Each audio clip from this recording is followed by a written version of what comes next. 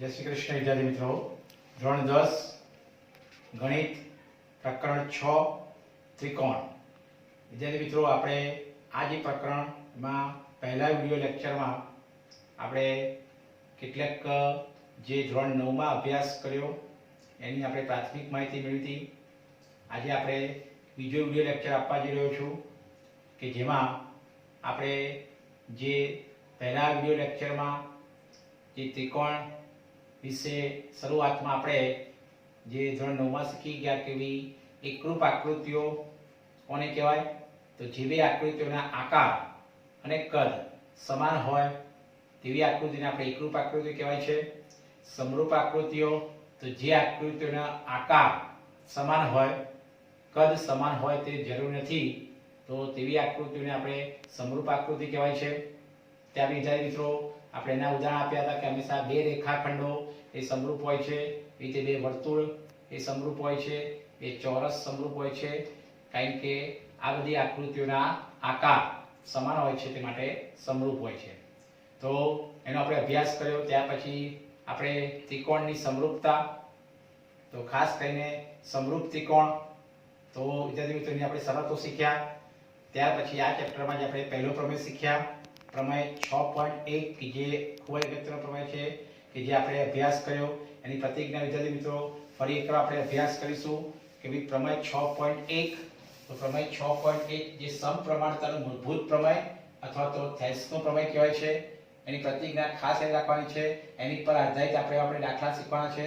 પ્રમેય તો આપણે પહેલા વિડિયો લેક્ચરમાં શીખી ગયા, ફરી એકવાર એ પ્રમેયનું આપણે કહી શકાય કે પ્રતિજ્ઞાનું રિવિઝન કરી અને એના પર જે આધારિત સૂત્રો છે એ સૂત્રો શીખવાના છે અને એના પર આધારિત આપણે દાખલા કરવાના છે। વિદ્યાર્થી મિત્રો, મેં કીધું પ્રમાણે કે પ્રમેય આ જે ચેપ્ટર છે એમાંથી 4 માર્કનો એક પ્રમેય પૂછાય છે અને પ્રમેય એ બેમાંથી એક પ્રમેય લખવાનો હોય છે, એટલે પ્રમેય ખૂબ જ અગત્યના છે। 4 માર્કનો પ્રમેય પૂછાય છે અને વિદ્યાર્થી મિત્રો આ જે પ્રકરણ છે એમાં સાબિતીવાળા જે કુલ 4 પ્રમેય છે અને એ 4 પ્રમેય એમાંથી આપણે પ્રમેય 6.1 જે શીખ્યા કે જે સમપ્રમાણતાનું મૂળભૂત પ્રમેય અથવા આપણે થેલ્સનો પ્રમેય અથવા ને બીપીટી પ્રમેય કહીએ છીએ। તો ફરી એકવાર એની પ્રતિજ્ઞા કે જો ત્રિકોણની કોઈ એક બાજુને સમાંતર દોરેલી રેખા, જો ત્રિકોણની કોઈ એક બાજુને સમાંતર દોરેલી રેખા બાકીની બે બાજુઓને બે ભિન્ન બિંદુમાં છેદે તો તે બાજુઓ પર કપાતા રેખાખંડો તે બાજુઓનું શું કરે, સમપ્રમાણમાં વિભાજન કરે છે। આ એની આપણે પ્રતિજ્ઞા છે પ્રમેય 6.1। વિદ્યાર્થી મિત્રો, આપણે પ્રમેય શીખી ગયા, એના પરથી એવા સૂત્રો શીખવાના છે કે મેં આકૃતિ દોરી છે બોર્ડ ઉપર કે આ ત્રિકોણ ABC, આ ત્રિકોણ ABC કે જેમાં એક રેખા D દોરી છે, તો આ રેખા D એ આપણે BC ને શું છે, સમાંતર છે અને બાકીની બે બાજુઓ કઈ તો AB અને AC ને અનુક્રમે શું છે, D અને E માં છેદે છે। તો આપણે જે પ્રમેય 6.1 પ્રમાણે આપણે સાબિત કર્યું, કયો ગુણોત્તર સાબિત કર્યું કે ભઈ તે બાજુઓનું સમપ્રમાણ વિભાજન કરે તો આપણે સૂત્ર આવશે AD/DB બરાબર AE/EC, જે આપણે પ્રમેય 6.1 પ્રમાણે સાબિત કર્યું જેનું સૂત્ર આપેલું આવશે। કયો ગુણોત્તર કે AD/DB બરાબર AE/EC। અને ત્યાર પછી જે આપણે કેટલાક ગુણોત્તર અને પ્રમાણ, એ ગુણોત્તર અને પ્રમાણના કેટલાક પરિણામો પરથી આ જે થેલ્સનો પ્રમેય છે એ થેલ્સના પ્રમેયના કેટલાક બીજા પણ સૂત્રો આપણે મેળવી શકાય છે। તો સૂત્ર બીજું આપણે અહીં લખી શકાય વિદ્યાર્થી મિત્રો, ખાસ ધ્યાન આપજો આકૃતિમાં કે AD/આખું આ જે AD/આખું AB લઈશું તો આ બધું શું લેવું પડે, AE/આખું AC, એટલે આ સૂત્ર બની શકે છે। એટલે તમને દાખલામાં જે પ્રમાણે રકમ આપી હોય એ રકમને આધારે આપણે સૂત્ર બનાવવાનું છે। એટલે ફરી એકવાર કે AD/આખું AB લઉં તો તમારે આ બધું શું લેવું પડશે, AE/આખું AC લેવું પડે। એ રીતે ત્રીજું સૂત્ર પણ બની શકે છે કે DB/આખું AB લઈએ તો આ બધું શું લેવું પડશે, EC/આખું AC, જ્યાં ત્રીજું સૂત્ર મેં લખેલું છે। એટલે આ જે ત્રણ સૂત્રો, એટલે કે પહેલું સૂત્ર તો આપણે પ્રમેય 6.1 એ સમપ્રમાણતાનું મૂળભૂત પ્રમેય પરથી સાબિત કર્યું છે અને ત્યાર પછી આ બંને સૂત્રો છે મેં કીધું કેટલાક ગુણોત્તર અને પ્રમાણ, એ ગુણોત્તર અને પ્રમાણના કેટલાક પરિણામો અને પરિણામો પરથી આ જે થેલ્સ નું જે આપણે પ્રમેય સાબિત કર્યો એના પરથી આ બાકીના બીજું અને ત્રીજું સૂત્ર આપણે મેળવી શકાય છે. જે રકમ આપી હોય એને આધારે આપણે સૂત્ર લઈશું. ફરી એકવાર કે AD અપોન આખું અંદર AB લઈએ આ બાજુ, તમારે આ બાજુ શું લેવું પડે? AE અપોન આખું AC લેવું પડે. એ રીતે ત્રીજું સૂત્ર આવે કે DB, તો DB અપોન તમે આખું AB લો આ બાજુ, તમારે આ શું લેવું પડશે? EC અપોન આખું AC. એટલે જે પ્રમાણે રકમ આપી હોય એ રકમને આધારે આપણે સૂત્ર બનાવીશું. તો એ દાખલા માટે ખૂબ જ અગત્યનું છે કે જે આપણે હવે 6.2 માં એના દાખલા જોવાના છે, આ પ્રમેય 6.1 પર આધારિત. ત્યાર પછી વિદ્યાર્થી મિત્રો પ્રમેય 6.2 આવે જે થેલ્સના પ્રમેયનું પ્રતીક પ્રમેય છે. પ્રતીક પ્રમેય એટલે શીખી ગયા વિદ્યાર્થી મિત્રો કે જે પક્ષ હોય સાધ્ય થઈ જાય અને સાધ્ય હોય શું થઈ જાય? પક્ષ થઈ જાય. અને પ્રતીક પ્રમેય કહેવાય છે. એ પ્રમેય 6.1 એટલે કે થેલ્સના પ્રમેયનું પ્રતીક પ્રમેય જે પ્રમેય 6.2 છે, જે આપણે સાબિત નથી કરવાનું પણ એની પ્રતીકના પરથી આપણે એનો ઉપયોગ જે દાખલાઓમાં કરીશું. તો પ્રતીકના શું આવશે કે જો કોઈ રેખા ત્રિકોણની બે બાજુઓનું સમાન ગુણોત્તરમાં વિભાજન કરે તો તે રેખા ત્રીજી બાજુને શું હોય છે? સમાંતર હોય છે. આ આપણે થેલ્સના પ્રમેયનું પ્રતીક પ્રમેય કહેવાય. ફરી એકવાર કે જો કોઈ રેખા ત્રિકોણની બે બાજુઓનું શું કરે? સમાન ગુણોત્તરમાં વિભાજન કરે, જે આપણું શું હતું? સાધ્ય હતું. તો એ પક્ષ બની જશે. તો તે રેખા ત્રીજી બાજુને શું હોય છે? સમાંતર. જેમ કે આકૃતિ દોરી છે એ જ આકૃતિ આવશે કે આકૃતિ ABC કે જેમાં આ જે ત્રિકોણ ABC છે કે જેમાં રેખા D એ આ BC ને શું છે? સમાંતર છે. અને બાકીની બે બાજુ એટલે કે AB અને AC ને અનુક્રમે શું છે? D અને E માં છેદે છે. તો આ પ્રમેયની પ્રતીકના પરથી આપણે કહી શકાય કે જો કોઈ રેખા D દેખાય આકૃતિમાં કે જો કોઈ રેખા D એ ત્રિકોણ ABC ની બાજુઓ AB અને AC ને અનુક્રમે શું છે? D અને E માં એવી રીતે છેદે, એટલે કે આપણે કીધું કે એનું સમાન ગુણોત્તરમાં શું થાય? વિભાજન. કયા ગુણોત્તર? તો AD upon DB બરાબર AE upon EC માં જે સમાન ગુણોત્તર વિભાજન કરે તો કહી શકાય કે જે રેખા D છે એ રેખા D એ કોને સમાંતર હોય? BC ને શું હોય? સમાંતર હોય. એટલે કે DE સમાંતર શું થશે? BC. આનો ઉપયોગ આપણે દાખલામાં કરીશું. તો આ રીતે વિદ્યાર્થી મિત્રો પ્રમેય 6.1 જે આપણે સાબિત કરવા પ્રમેય છે અને પ્રમેય 6.2 કે જે આપણે એનો પ્રતીક પ્રમેય છે એ ખાલી આપણે એની પ્રતીકના સમજવાની છે, એના પર તેનો ઉપયોગ થશે દાખલામાં. અને ત્યાર વિદ્યાર્થી મિત્રો હવે એના પર આધારિત જે આપણે દાખલા છે એ સ્વાધ્યાય 6.2 આપણે 6.1 સ્વાધ્યાય શીખી ગયા અને હવે જે સ્વાધ્યાય આવે છે 6.2 તો પાન નંબર 108 ઉપર વિદ્યાર્થી મિત્રો આપણું સ્વાધ્યાય 6.2 છે કે જેનો આપણે અભ્યાસ કરવાનો છે. તો પ્રમેય છે 6.2 સોરી સ્વાધ્યાય આવશે આપણું 6.2. 6.1 પ્રમેય આપણું જે છે એ આપણે સાબિતીમાં આપણે આપ્યો અને ત્યાર પછી વિદ્યાર્થી મિત્રો આપણે સ્વાધ્યાય 6.2 વિશે અભ્યાસ કરીએ. વિદ્યાર્થી મિત્રો હવે સ્વાધ્યાય આપણો 6.2 કે જે આપણે કીધું પ્રમાણે કે પ્રમેય જે 6.1 છે એની પર આધારિત દાખલા છે. હવે તમને ચોપડીમાં દાખલો પહેલો પાન નંબર 108 ઉપર સ્વાધ્યાય 6.2 છે. આકૃતિ 6.17 તમને ચોપડીમાં આપેલી છે. 1 અને 2 માં DE સમાંતર BC છે. તમે દેખાય આકૃતિમાં કે DE સમાંતર BC છે. આપણે બોર્ડ પર દોરી છે કે DE સમાંતર BC છે. બીજી આકૃતિમાં પણ DE સમાંતર શું છે? BC છે. અને પહેલી આકૃતિમાં આપણે EC શોધવાનું છે. તમને માપ આપેલા જ છે કે જેમ કે AD છે 1.5 સેમી, DB છે 3 સેમી, AE છે 1 સેમી અને આપણે પહેલી આકૃતિમાં EC શોધવાનું છે. એ રીતે બીજી આકૃતિમાં તમારે AD શોધવાનું છે. તમને આપ્યું છે DB 7.2 સેમી, AE 1.8 સેમી અને EC 5.7 સેમી. આપણે આ AD શોધવાનું છે જે ચોપડીમાં આપેલું છે. તો વિદ્યાર્થી મિત્રો આપણે પ્રમેય 6.1 એ પ્રમેય 6.1 નો એક ઉપયોગ કરવાનો છે કે ભાઈ પ્રમેય 6.1 પ્રમાણે આપણે કયું સૂત્ર લેવું, ત્રણમાંથી કયું સૂત્ર લેવું એ આપણે રકમ પરથી ખ્યાલ આવવો જોઈએ કે ભાઈ તમને જે માપ આપે છે એ માપને આધારે આપણે સૂત્ર લેવાનું છે. તો માપ પરથી ખબર પડે કે તમને AD નું માપ આપ્યું છે, અહીં DB નું માપ આપ્યું છે, AE નું માપ આપ્યું છે અને આપણે શોધવાનું કયું છે? EC. તો આપણે પ્રમેય 6.1 નું જે શીખી ગયા એનો ઉપયોગ કરીશું. તો સૂત્ર આવશે કે AD upon DB કે હવે AD upon DB બરાબર શું આવશે આપણું સૂત્ર? AE upon EC. કેમ?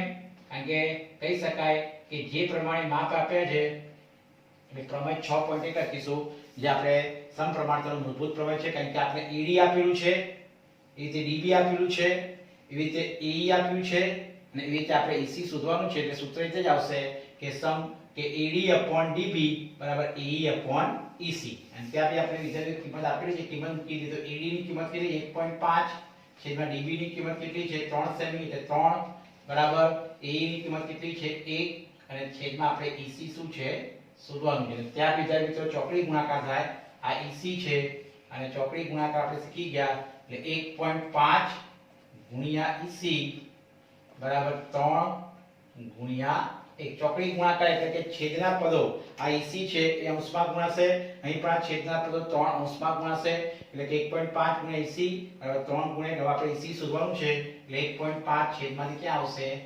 ગુણાકારમાંથી અહીં ભાગાકારમાં આવશે એટલે કે EC બરાબર તો EC બરાબર 3 ગુણ્યા 1 છેદમાં ગુણાકારમાંથી ભાગાકારમાં આવશે 1.5 સાદુરૂપ આપીએ 1.5 ના પોઈન્ટ કાપીએ એટલે કે 10 આવશે અને 15 છેદમાં 10 થાય એટલે કે છેદનો છેદ અંશમાં જાય એટલે કે 10 ઉપર જશે 10 છેદમાં 15 કેમ કારણ કે આપણે પોઈન્ટ કાપીએ તો 1.5 એટલે કે 15 છેદમાં 10 અને છેદનો છેદ અંશમાં જાય એટલે 10 અંશમાં જશે છેદ ઉડશે 3 એકા 3 3 પંચા 15 અને 5 દુ 10 એટલે કે જવાબ આવશે આપણો 2 એટલે કે EC નો જવાબ શું આવશે આપણો 2 આવશે તો આ રીતે સાદુરૂપ આપી 3 એકા 3 3 પંચા 15 અને 5 દુ 10 એટલે 2 એકા 2 એટલે EC નો જવાબ આપણો શું આવશે 2 એટલે કે ખાલી તમારે રકમને આધારે જે સૂત્ર બનાવવાનું છે રકમને આધારે રકમ ચોપડીમાં જે આકૃતિમાં આપી હોય એ આકૃતિમાં જે માપ આપ્યું હોય એ માપને આધારે આપણે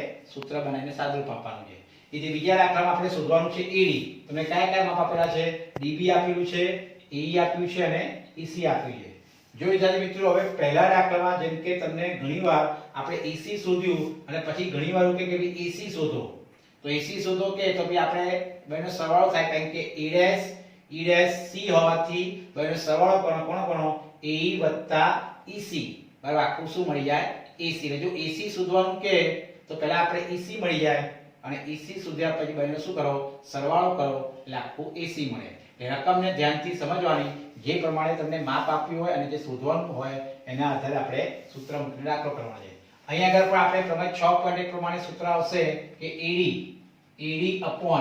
DB બરાબર કયું સૂત્ર આવશે તો AE EC જ આવશે કેમ કારણ કે આપણે જે પ્રમાણે રકમમાં માપ આપ્યું છે એ માપને આધારે આપણે સૂત્ર કારણ કે AD શોધવાનું છે DB આપણે આપેલું છે AE આપેલું છે અને EC પણ આપેલું છે તો આપણે પ્રમાણે 6.1 પ્રમાણે આ સૂત્ર મૂકીશું ત્યાર પછી AD આપણે શોધવાનું છે AD નું AD DB તમને આપીએ 7.2 એટલે 7.2 સેમી વિદ્યાર્થી મિત્રો આગળ એકમ ખાસ લખવાનો સેમીમાં આપ્યું છે એટલે આપણે કે 2 શું આવશે સેમી આ ખાસ લખવાનું છે કારણ કે રકમમાં તમને સેમી આપ્યું છે તો છેલ્લે જવાબમાં આપણે 2 સેમી લખીશું તો DB આવશે 7.2 AE છે 1.8 સેમી એટલે 1.8 છેદમાં EC કેટલું છે 5.4 એટલે 5.4 એટલે 5.4 શોધવાનું આપણે AD તો ભાઈ AD તો અંશમાં જ છે તો ખાલી તમારે આ તરત ખબર પડે કે 7.2 છે એ છેદમાંથી ક્યાં ગુણાશે અંશ પર ચોકડી ગુણાકાર તો અહીંયા આગળ આપણે 5.4 તો છેદમાં રાખીશું કારણ કે ઓલરેડી AD આપણે શોધવાનું છે એટલે AD અંશમાં જ રહેશે એટલે કે અહીંયા 7.2 છેદમાંથી આપણે અંશમાં ગુણી નાખીશું માટે સાદુરૂપ તમને તમારી રીતે આપી શકો છો એટલે 1.8 તો છે જ આપણે 1.8 ગુણ્યા 7.2 છેદમાં 5.4 ખાલી સાદુરૂપ આપવાનું છે AD આપણે અંશમાં જ છે એટલે 5.4 છે એ તમે AD જોડે ના ગુણો ચાલે એ છેદમાં રહેશે અને ત્યાર પછી આપણે પોઈન્ટ કાપી નાખીએ તો 1.8 ના 10 નીચે આવશે 7.2 ના પણ 10 નીચે આવશે એટલે 10 ગુણ્યા 10 અને 5.4 ના 10 છેદનો છેદ ક્યાં જશે અંશમાં એટલે કે 54 નીચે અને 10 ક્યાં જશે અંશમાં ખાલી સાદુરૂપ આપવાનું છે 10 ઉડી જશે અહીંયા આગળ 18 એકા 18 18 તરી 54 અને ત્યાર પછી આપણે ત્રણે કે છેદ ઉડાડીશું તો 72 ભાગ્યા 3 એટલે કે 72 ભાગ્યા 3 કરીએ તો 3 દુ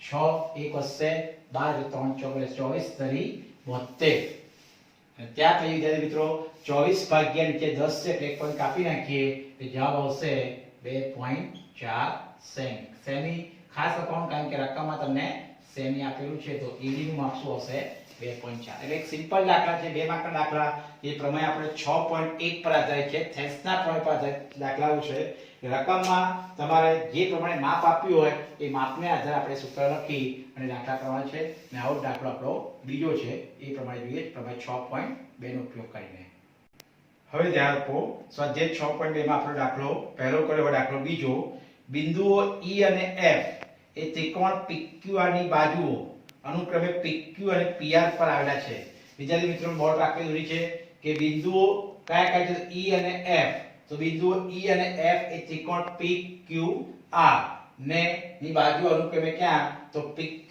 પર E બિંદુ અને PR પર F બિંદુ એ આવેલા છે નીચેના દરેક વિકલ્પમાં EF સમાંતર QR છે કે કેમ ચકાસો એટલે કે EF સમાંતર QR એ આપણે છે કે કેમ ચકાસવા માટે આના માટે આપણે જો EF સમાંતર QR ક્યારે કહી શકાય તો વિદ્યાર્થી મિત્રો આપણે જે પ્રમેય 6.1 નો જે પ્રતીક પ્રમેય 6.2 શીખી ગયા કે ભાઈ પ્રમેય 6.2 ની પ્રતીકને આપણે શીખી ગયા કે જો કોઈ રેખા ત્રિકોણની બે બાજુનું સમાન ગુણોત્તરમાં વિભાજન કરે એટલે કે PE/EQ બરાબર PF/FR જો એ ગુણોત્તર સમાન થશે તો કહી શકાય કે EF સમાંતર શું થશે QR એટલે આપણે જે દાખલા આપ્યા છે એ દાખલામાં આપણે ગુણોત્તર લેવાનો છે PE/EQ એ ગુણોત્તર લઈશું એનો જવાબ અને PF/FR એ ગુણોત્તરનો જવાબ સરખો આવવો જોઈએ જો એ ગુણોત્તર સમાન હોય તો કહી શકાય કે આ EF એ કોને સમાંતર હશે QR ને એવા દાખલા એટલે કે પ્રમેય 6.2 નો આપણે ઉપયોગ કરવાનો છે વિદ્યાર્થી મિત્રો તો તમને ચારે ચાર માપ મળે છે દાખલો પહેલો કે તમને PE આપ્યું છે 3.9 સેમી EQ એટલે EQ નું માપ આપ્યું છે 3 સેમી PF આ PF આપ્યું છે 3.6 સેમી અને FR આપ્યું છે આપણને 2.4 સેમી તો વિદ્યાર્થી મિત્રો આપણે ગુણોત્તર લઈએ પહેલો કયો ગુણોત્તર આવશે આપણો PE/EQ તો આપણે ગુણોત્તર લઈએ અગર PE/EQ તો PE નું આપણે માપ છે 3.9 સેમી એટલે કે 3.9 અને EQ નું માપ છે 3 એટલે કે છેદ ઉડાડીએ તો 13 તરી 39 એટલે કે 1.3 તમે ડાયરેક્ટ પણ છેદ ઉડાડી શકો છો અથવા પોઈન્ટ કાપીને પણ છેદ ઉડાડી શકો છો અને ડાયરેક્ટ પણ ઉડાડી શકો છો કે 3.9 છેદમાં 3 છે એટલે 13 તરી 39 એટલે 1 પોઈન્ટ કપાસ એટલે 1.3 સેમી આપણો જવાબ આવશે તો આ આપણે પહેલો ગુણોત્તર મળી ગયો કયો PE/EQ હવે આપણે શોધવાનો છે PF/FR તો તમને માપ આપેલા જ છે કે PF/FR તો PF કેટલું છે આપણું 3.6 સેમી એટલે 3.6 અને FR છે આપણું 2.4 સેમી ડાયરેક્ટ પણ છેદ ઉડાડી શકો છો જેને ડાયરેક્ટ ખબર ના પડતું હોય એ પોઈન્ટ કાપીને કરે તો 3.6 એટલે કે 36 લખીએ તો 10 નીચે આવશે અને 2.4 તો 24/10 એટલે કે 10 ક્યાં જશે ઉપર માટે 10 10 ઉડી જશે 12 તરી 36 અને 12 દૂ 24 એટલે કે 3 દૂત્યાંશ 3 ના અડધા કરીએ એટલે 1.5 સેમી તો વિદ્યાર્થી મિત્રો આપણે લખી શકાય છે કે આનો જે ગુણોત્તર પહેલો જે ગુણોત્તર એનો જવાબ 1.3 સેમી આવ્યો અને બીજો ગુણોત્તર કેટલો આવ્યો 1.5 સેમી એટલે કે બંને ગુણોત્તર સરખા નથી આવતા અને માટે કહી શકાય કે પ્રમેય 6.2 પ્રમાણે આ EF સમાંતર QR નથી કેમ નથી કારણ કે કહી શકાય કે PE/EQ is not equal to આપણે PF/FR એટલે કે ગુણોત્તર જે સરખા નથી આવતા માટે PE/EQ is not equal to કારણ કે જવાબ અલગ અલગ આવે છે આનો જવાબ 1.3 આવ્યો પહેલો ગુણોત્તર આપણો PE/EQ નો ગુણોત્તર 1.3 આવ્યો સેમી અને PF/FR નો જવાબ 1.5 સેમી આવ્યો એટલે કે બંને ગુણોત્તર સમાન નથી માટે કહી શકાય માટે પ્રમેય 6.2 એટલે કે પ્રમેય 6.2 પરથી શું કહી શકાય કે EF સમાંતર QR નથી કેમ નથી કારણ કે પ્રમેય 6.2 ની પ્રતીક રહી છે કે જો આ ગુણોત્તર સમાન હોય તો જ કહી શકાય કે EF સમાંતર QR છે તો આપણે ગુણોત્તર સમાન નથી એ રીતે બીજો દાખલો છે એમાં પણ આપણે તમને માપ આપેલા જ છે એટલે પહેલા આપણે કયો ગુણોત્તર શોધીશું તો પહેલા આપણે શોધીશું ગુણોત્તર PE/EQ તો PE/EQ જે આપણે માપ આપેલા જ છે P કેટલું છે 4 સેમી P છે 4 સેમી એટલે 4 અને છેદમાં EQ ને Q એક જ કહેવાય EQ અથવા તો Q એક જ થયું તમને માપ આપીએ 4.5 સેમી છેદ ઉડાડીએ આપણે સાદુરૂપ આપીએ તો 4 ના છેદમાં 4.5 એટલે કે એના 10 ક્યાં જશે ઉપર જશે કારણ કે છેદનો છેદ અંશમાં જશે 5 છેદ ઉડશે અહીંયા આગળ 9 × 5 = 45 અને 2 × 5 = 10 એટલે કે જવાબ શું આવ્યો આપણો 4 દુ 8 9 જવાબ આવે છે 8 9 સેમી આવશે આપણો આ પહેલો ગુણોત્તર જવાબ આવ્યો ત્યાર પછી બીજો ગુણોત્તર આપણો છે pf આ pf/fr તો pf/fr જોઈએ તો pf નું માપ કેટલું છે 8 સેમી એટલે 8 અને છેદમાં fr કેટલું છે 9 સેમી એટલે કે 8/9 છેદ ઉડતો નથી એટલે કે 8/9 સેમી તો વિદ્યાર્થી તમે જોઈ શકો છો કે બંનેનો ગુણોત્તર સરખો આવ્યો 8/9 સેમી અને 8/9 સેમી માટે કહી શકાય કે Pe/Eq એટલે કે પહેલો ગુણોત્તર Pe/Eq બરાબર શું છે pf/fr અને માટે પ્રમેય 6.2 અનુસાર જો આ બંને ગુણોત્તર સમાન આવે તો કહી શકાય કે પ્રમેય 6.2 પરથી શું કહી શકાય કે ભઈ આ બંને સમાંતર છે કોણ તો EF સમાંતર શું કહી શકાય QR છે કેમ કારણ કે આપણી શરતનું પાલન થાય છે કે પ્રમેય 6.2 પ્રમેય 6.1 નું પ્રતિ પ્રમેયનું પાલન થાય છે અને માટે કહી શકાય કે આ ગુણોત્તર સમાન હોવાથી તે આ EF સમાંતર QR હશે એવી રીતે બીજો દાખલો પણ એવો જ છે કે આપણે પહેલો ગુણોત્તર લઈશું PE/EQ તો PE/EQ ખાસ ધ્યાનથી રકમમાં તમને ગુણોત્તર ના માપ આપેલા જ છે તો PE કેટલું છે તો PE છે 0.18 સેમી એટલે 0.18 અને EQ કેટલું છે તો વિદ્યાર્થી મિત્રો તમે EQ નું માપ ચોપડીમાં જે તમને PQ આપેલું છે એ પ્રમાણે દરેકનું માપ આપણને રકમમાં આપેલું છે તો PE છે 0.18 આપણને PR આપ્યું છે આખું 2.56 વિદ્યાર્થી મિત્રો અહીંયા આગળ તમને જે માપ આપ્યું છે એ પ્રમાણે આપણે અહીં આગળ બાદબાકી કરી અને સાદુરૂપ આપણે આપી શકાય છે તો PQ PE નું માપ આપણે કેટલું છે 0.18 EQ આપણને આગળ EQ PQ આપ્યું છે PR આપ્યું છે PE આપ્યું છે અને PF આપ્યું છે તો એના પરથી આપણે જે ગુણોત્તર લઈ શકાય તો ગુણોત્તર એવું પણ લઈ શકાય કે ભઈ તમને જે માપ આપ્યું છે એના પરથી આપણે ગુણોત્તર લઈએ તો PE/PQ અને PF/ શું લઈશું PR સૂત્ર ત્યાં કોઈ ધ્યાન બદલાશે અહીંયા આગળ કેમ કારણ કે આપણને જે પ્રમાણે માપ આપે એના આધારે સૂત્ર લઈશું તમને PQ નું માપ આપેલું છે આખું PQ આપ્યું છે ત્યાર પછી આ બાજુ આખું PR આપેલું છે ત્યાર પછી અહીં આગળ PE આપ્યું છે અને PF આપ્યું સૂત્ર વિદ્યાર્થી મિત્રો અહીંયા આપણું બદલાશે એટલે સૂત્ર જે માપ આપ્યું છે એ માપનો ઉપયોગ કરીને આપણે સૂત્ર લઈશું તો પહેલો કયો ગુણોત્તર લેવો પડશે તો તમને માપ આપ્યું છે PQ આખું PQ આપ્યું છે અને બીજું કયું આપ્યું છે આપણને P તો આપણે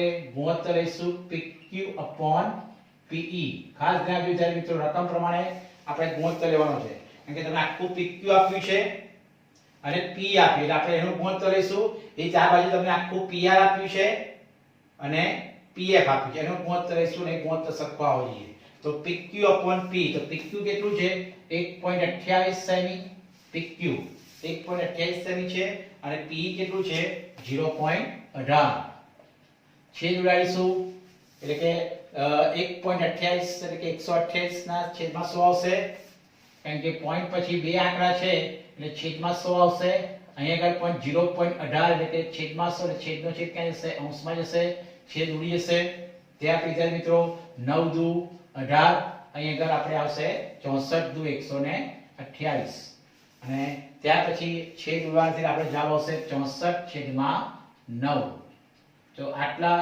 સેમી આવ્યો આ કયો ગુણોત્તર આપણો આવ્યો PQ/P કયો PQ/P હવે આપણે કયો ગુણોત્તર શોધવાનો PR/PF જે આપણે રકમ આપેલું છે કે PR/PF કેમ કારણ કે સૂત્ર પ્રમાણે કે ભાઈ તમે આ બાજુ જો આખું PQ/P લો તમારે આ બાજુ PR/PF જ કરવું પડે તો PR/PF તો PR આપણે આપીએ 2.56 સેમી PR છે 2.56 છેદમાં આપણે PF આપેલું છે 0.36 સાદુરૂપ આપીએ તો વિદ્યાર્થી મિત્રો 256 ના છેદમાં 100 આવશે કારણ કે પોઈન્ટ પછી બે આંકડા છેદમાં 100 જશે એ રીતે 0.36 છે એટલે કે 36 ના છેદમાં 100 એટલે છેદનો છેદ અંશમાં 100 ઉડી જશે ત્યાર પછી અહીં છેદ ઉડશે 9 ચોક 36 અને 64 ચોક 64 ચોક શું થાય 256 થાય એટલે જવાબ આવે છે 64/9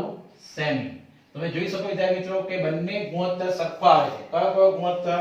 તો PQ p નો જવાબ આવે છે 64/9 અને PR/PF નો પણ જવાબ 64/9 આવે છે. માટે કહી શકાય કે પ્રમેય 6.2 પ્રમાણે ગુણોત્તર સમાન હોય તો આ EF સમાંતર શું હશે? UR. એટલે વિદ્યાર્થી મિત્રો પ્રમેય પર આધારિત આવા દાખલા 2 માર્કમાં આવી શકે છે અને ખાસ અગત્યના દાખલા છે. આ 2 માર્કના દાખલા છે જે આપણે પ્રમેય 6.1 અને પ્રમેય 6.2 એટલે કે થેલ્સનો પ્રમેય અને થેલ્સનો પ્રતીક પ્રમેય પર આધારિત દાખલા છે અને આવા દાખલા 2 માર્કમાં આવી શકે છે. અને ત્યાર પછી જે હવે આપણે જે ત્રિકોણની સમરૂપતાનો સિદ્ધાંત જોઈએ